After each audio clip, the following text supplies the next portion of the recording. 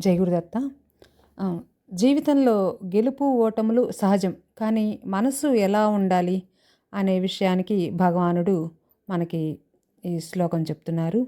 సుఖ దుఃఖే సమే కృత్వా లాభాలాభౌ జయాజయౌ తతో యుద్ధాయ యుజ్యస్వ నైవం పాపమవాప్స్యసి.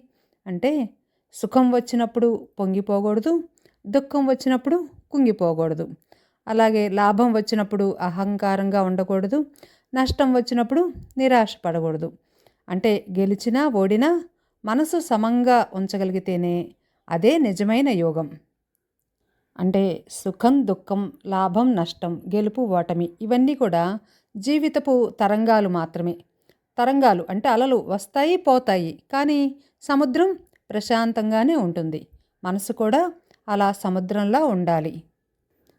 ఇదే మనకి భగవానుడు చేస్తున్న ఈ గీతా బోధ. అంటే ఎవరు మన గురించి ఏమనుకున్నా, పరిస్థితులు ఎలా ఉన్నా కూడా మన కర్తవ్యాన్ని గనక సమత్వంతో చేస్తే అదే కర్మయోగం. అప్పుడు పాపం అంటదు, భయము ఉండదు, అశాంతి లేదు అని చెప్తున్నారు భగవానుడు. ఇదే గీతా బోధ, ఇదే జీవన రహస్యం. సమత్వమే ముక్తి మార్గం. జై గురుదత్త, శ్రీ గురుదత్త.